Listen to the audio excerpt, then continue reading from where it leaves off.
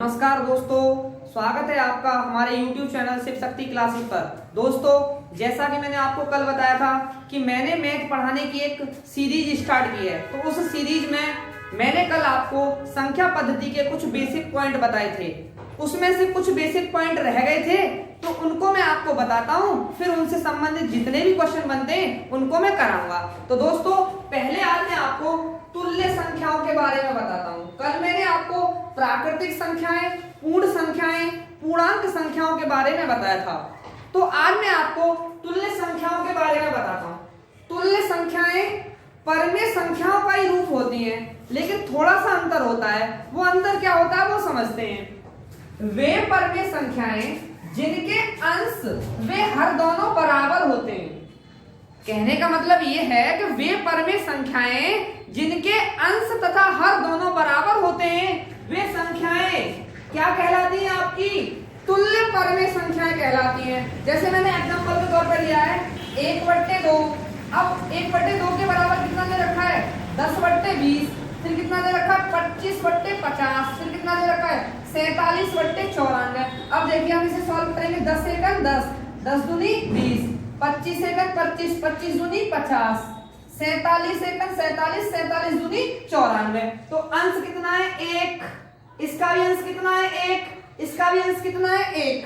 तो देखिए अंश यहाँ पे बराबर है। इसका भी अंश 1, इसका भी अंश 1, इसका भी अंश 1 और इसका भी अंश क्या हो गया? 1। अंश बराबर है। यहाँ पे देखते हैं हर। इसका हर कितना है? 2। इसका हर कितना है? 2। इसका हर कितना है? 2। इसका हर कितना है? 2।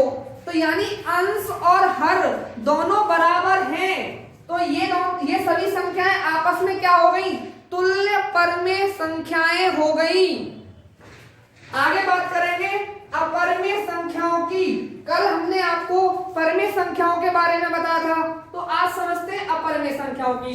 वे संख्याएं जिनको हम P/Q अर्थात अंश वे हर के रूप में नहीं लिख सकते हैं, उन संख्याओं को हम क्या कहते हैं? अपरमेय संख्याएं कहते हैं। जैसे √2, √5 और क्या है? पाई। √2 को हम √2/1 नहीं लिख सकते हैं। √2 का मतलब होता है बच्चों 2 की पावर 1/2। √5 का मतलब होता है 5 की पावर 1/2। तो क्या ये अंश और हर के रूप में लिख सकते हैं? नहीं लिख सकते। तो ये क्या हो गई? आपकी अपरमेय संख्याएं हो गई। अब परीक्षाओं में पूछा जाता है, सीधा सीधा वो पूछ लेता है कि पाई परमेय है या अपरमेय। तो बच्चा तुरंत दिमाग लगाता है कि पाई का मान कितना हो गया? 22/7। तो कैसी हो गई? परमेय संख्या हो गई। नहीं मानेंगे। पाई को हम क्या मानते हैं? अपरमेय मानते हैं। क्यों? क्योंकि इसका यहाँ पे क्या है? यहाँ पे तो ये पाई है। पाई की वैल्यू तो 3.14 भी होती है, तो उस हिसाब से हम इसे परमेय नहीं मानेंगे। ठीक है ना? क्या मानेंगे? अपरमेय मानेंगे, क्योंकि हम यहाँ पे वैल्यू नहीं लगाएंगे। क्या है यहाँ पे? कांस्टेंट, नियतांक है ये। तो इसलिए पाई किस में जाता है? अपरमेय संख्याओं में जाता है। एक बार मैं फिर बताता हूँ। तुल्य संख्याएं वे परमेय संख्याएं जिनके अंश और हर क्या होते हैं? बराबर होते हैं। क्या कहलाती है? तुल्य संख्याएं कहलाती हैं। जैसे 1/2, 10/20, 25/50 और क्या हो गया? 47/94। अंश क्या आ रहा है? 1, सबका 1 आ रहा है। हर क्या आ रहा है? सबका 2 आ रहा है। तो अंश और हर बराबर हो गए, तो क्या हो गई? तुल्य परमेय संख्याएं हो गई। अपरमेय संख्याएं जिनको हम अंश और हर के रूप में नहीं लिख सकते हैं, क्या कहलाती है? हमारी अपरमेय संख्याएं कहलाती हैं। जैसे √2, √5 और क्या हो गया? तुम्हारा पाई हो गया। अब बात करेंगे कैसे। अब देखो वो ऐसे नहीं देता है, कभी कभी वो संख्याओं को नहीं देता, वो देता है कि बताइए 0.01 001 0001 00001। ये परमेय है या अपरमेय? ध्यान रखना, जब देखिए दूरी बढ़ती है, जैसे यहाँ पे कितनी जीरो थी? 1। यहाँ पे कितनी हो गई? 2। यहाँ पे कितनी हो गई? 3। यहाँ पे कितनी हो गई? 4। मेरा कहने का मतलब ये है, जब दूरी आपकी बढ़ती है तो वो क्या होती है? अपरमेय संख्याएं होती हैं। और जब दूरी हमारी बढ़ती नहीं है, जैसे यहाँ कितना दे रखा है? 1.12 1 2 1 2 1 2 1 2, यानी यहाँ पे दूरी नहीं बढ़ रही है, तो इसे क्या लिखेंगे हम? पर में लिखेंगे। अब बोलने लग जाए 0.141 141 141 141, तो ये किस में जाएगी तुम्हारी?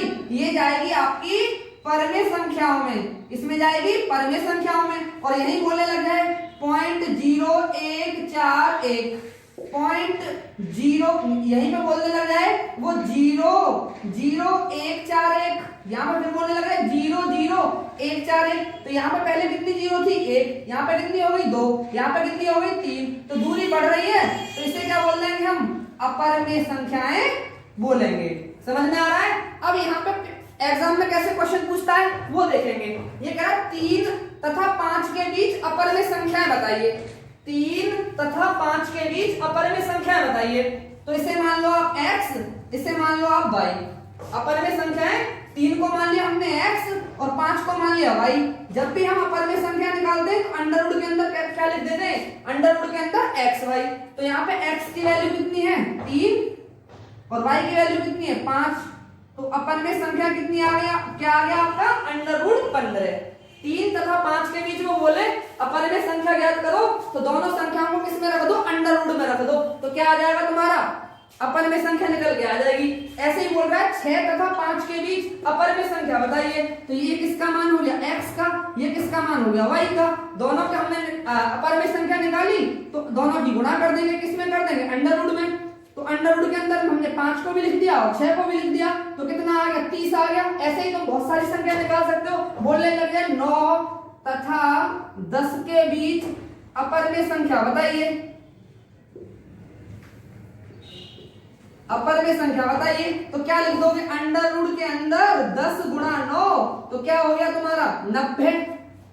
बहुत सारी परीक्षाओं में पूछे जाते हैं इस टाइप के सवाल। अगर वो अपरमेय नहीं पूछता है, वो क्या पूछता है? परमेय पूछता है। कि जैसे बोलने लगे 9 तथा 7 के बीच या 7 तथा 9 के बीच परमेय संख्या बताइए। तो ये किसका मान हो गया? x का। ये किसका मान हो गया? y का। तो अब क्या करते हैं? परमेय ज्ञात करने के लिए x प्लस y बट्टे 2। x की वैल्यू कितनी है तुम्हारी? 7। y की वैल्यू कितनी है? 9। दोनों को जोड़ा कितना हो गया? 16। क्या करेंगे? 2 का भाग देंगे, तो कितना आ गया आपका आंसर? 8 आ गया। ऐसे ही 8 तथा 10 के बीच परमेय संख्या बताइए। x की वैल्यू कितनी हो गई? 8। y की वैल्यू कितनी हो गई? 10। दोनों को जोड़ा कितना हो गया? 18 बट्टे 2 का भाग दिया, तो परमेय संख्या क्या निकल के आ गई तुम्हारी? 9। सिंपल है। अब यहाँ मैंने कुछ क्वेश्चन लिख दिए। निम्न संख्याओं में परमेय तथा अपरमेय बताइए। जैसे बोल रहा है कि 2 माइनस अंडर रूट 5 परमेय है या अपरमेय। तो देखिए ये बताओ, इसका मान कितना है? 2। अंडर रूट 5 को हम कितना लिख सकते हैं? 5 की पावर 1 बट्टे 2। तो क्या घटा सकते हैं? नहीं घटा सकते। तो क्या हो गया? ये क्या हो गई? आपकी अपरमेय संख्या हो गई। ऐसे ही अब उसने एक क्वेश्चन दे रखा है कि 3 plus under root 23 minus under root 23। तो यहाँ पे क्या है? अंडर रूट 23 प्लस का है, यहाँ पे अंडर रूट 23 माइनस का है। दोनों कट गए, तो आंसर क्या आ गया तुम्हारा? 3। 3 को क्या लिख सकते हैं? 3 बट्टे 1। तो क्या हो गया? ये p बट्टे q के रूप में हो गया। तो ये क्या हो गया तुम्हारा? परमेय हो गया। ऐसे ही उसने एक क्वेश्चन और दे रखा है 2 अंडर रूट 7 बट्टे 7 अंडर रूट 7। अंडर रूट 7 से अंडर रूट 7 कट गया, क्या बच गया? 2 बट्टे 7। क्या है? p ये है, q ये है। क्या हो गया आपका? परमेय संख्या हो गई। ऐसे उसने दे रखा है 1 बट्टे अंडर रूट 2। तो एक बात बताइए, 1 बट्टे 2 अंडर रूट 2 को लिख सकता हूं 1 बट्टे 2 की पावर 1 बट्टे 2। क्या ये p बट्टे q है? नहीं है ना। तो क्या हो गया? ये हो गई आपकी अपरमेय संख्या। क्या हो गई? आपकी अपरमेय संख्या। अब यहाँ पे बच्चा बड़ा कंफ्यूज होता है। उसने दे दिया 2 पाई को बच्चा क्या करता है? तुरंत दिमाग लगाता है कि 2 गुणा 22 बट्टे 7 कितना हो गया? 44 बट्टे 7। क्या हो गई? परमेय हो गई। लेकिन नहीं, ये गलत है। पाई की वैल्यू नहीं निकालेंगे, क्योंकि पाई क्या है? यहाँ पे अपवर्तित है। तो ये किस में जाएगी? अपरमेय में जाएगी। आपको ध्यान रखना है कि पाई हमेशा क्या होती है? अपरमेय संख्या होती है। वीडियो थोड़ा बड़ा हो जाता, इसलिए मैंने आपको कम क्वेश्चन कराए हैं। कल एक और वीडियो में मिलेंगे। हमारे चैनल को सब्सक्राइब कर लीजिए। वीडियो अच्छा लगे तो लाइक करें। धन्यवाद।